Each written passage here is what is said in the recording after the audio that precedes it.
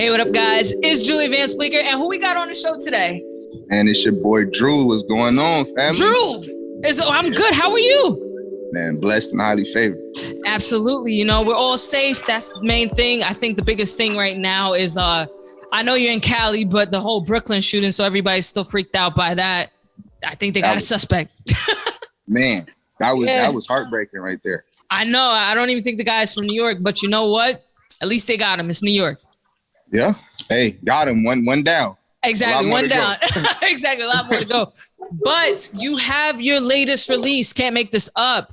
You just dropped that last month. But prior to that, you were dropping a little bit of singles last year. And then you had a really long hiatus. But when you came back way better than when you were before. So we want to get into all of that nitty gritty. But first, let's start with the Can't Make This Up. So what was the motivation behind that? Nah, basically it was to give people really to show them who I am. You know what I'm saying? As vulnerable and as honest as possible. I just felt like, you know, I can't make it up. I'm gonna give you real stories. I'm gonna give you me, and I hope that we can grow with each other. You know, because I feel like if you give people something authentic, they always come back. Definitely. So that's the agenda that I'm pushing. And I like that because one thing that I noticed with all your music and the progression from when you came back from your hiatus is you've always been spitting some real stuff. But this time around, it's not that you weren't spitting anything real. It's really evoked, like you feel it sonically this time around. Because before you know, you can hear it lyrically, but now you can actually feel it, like you're connecting with it this time around. So what happened in between that hiatus that had you kind of almost restructuring, not your cadence, but a little bit of the sonic sounds and the waves that go into your music? Man, I always, no. When I started really realizing, like, I always wanted to kind of do like the harmonizing and bringing in certain like melody, like the cadences and stuff.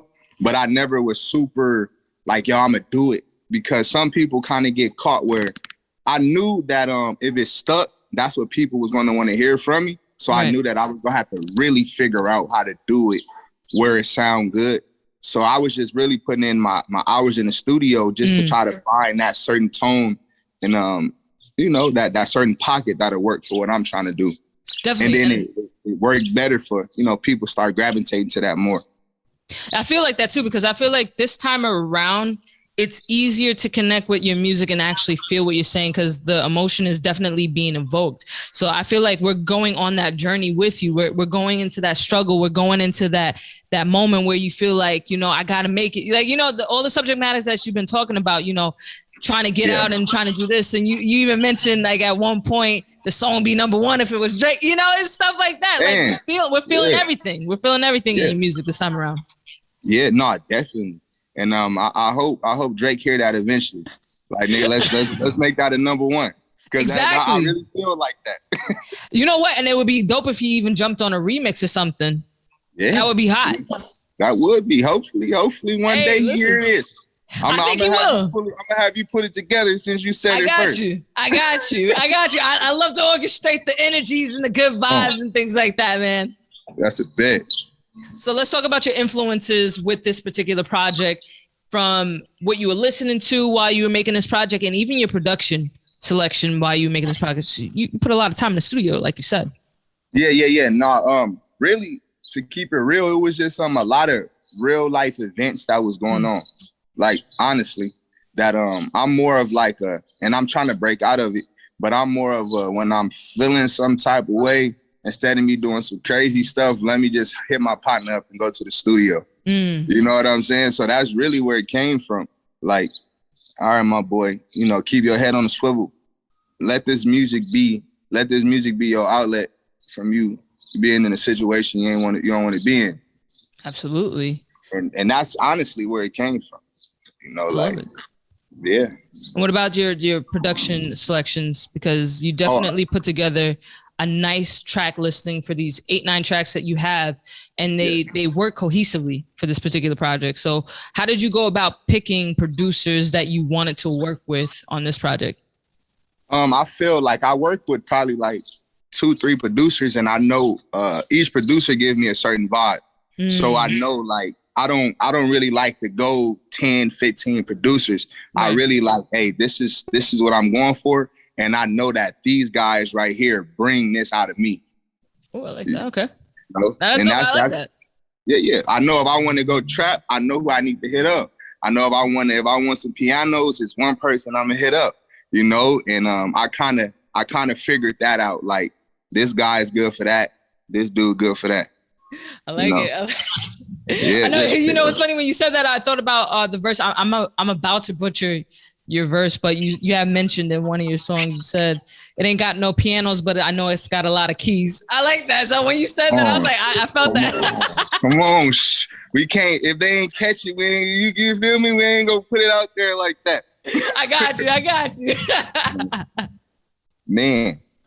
No worries, man. But so let's talk about you working with Mozzy and Neek Bucks, because those are two definitely up and coming fire artists. I mean, they're not as mainstream as they should be, but how did you end up collabing with them? Well, Mozzy, actually, it's crazy. I had actually shot the video for that song without him on the record. Oh, you know, wow. In the day, like, it was me and my cameraman, and I'm like, bro, I need Mozzy on this record, you know? And he plugged in with his people, and we hopped on FaceTime that day and really did the song the next day. Like, wow. Like, straight up, I'm like, yo, you know, I really want to connect this dot. Less than 24 hours, I had the record. I had my engineer that night take the verse off and add it to the third verse, and Mozzy killed it, the second verse. No, that's dope. That is seriously dope. It's like serious manifestation on your part, because it's like, you're like, yo, I need this dude on this track right quick. And then like 24 hours later, it's like, you know. And I don't like, with my come up, I don't have features, right? You know, but I'm a big fan of him. You know, like, he bring out that feel that you need. And so when I heard that, I'm like, yo, I feel this song that fit him perfect. Wow. That is crazy. And how did the Neek Bucks collaboration come along? Because that's a beautiful story that you could definitely talk ages from now, because that's so wild. Yeah, straight up. No, with Neek, it's my manager was actually on the line with his. And I was with him, and I'm like, he manages Neek Bucks. I'm like, yo, he a spitter. I need him. Right. And he was like, say less. Too. Yeah. You from New York. My manager's from New York. Oh, so, that's dope. yeah, straight up. So I was like, yo, I need Neek. Like, he a spitter. I feel that me and him, he literally was like, say less, I got you. Wow. And we like just connected like that. Like real it's organic. Ties type stuff. Yeah. Nothing like super crazy. Like, if the vibe is there, and if we can relate, like, let's do it. You know, I feel the real go always connect. Exactly. And that's the best part about being somebody that does give off good energy and good vibes, because at the end of the day, no matter how it plays out, if you're whatever, you know what I mean? It's always going to be addressed the right way, for sure. I love that. Absolutely. And one thing that I noticed about your flow, you don't rap like you're from Cali, like, too much. Like, it's like you kind of hear it a little bit, but I feel like it really is a thing of California meets a little bit of New York and then a little bit of Atlanta. So what influenced you to get into rapping? And then almost your cadence as well, because it's developed, like I was talking about earlier, over time, but who and what got you here? Nah, it's crazy that you say that, because like Jeezy, young Jeezy. Wow.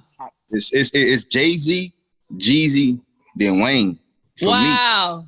Me. You know, okay. But like so like those is my top three.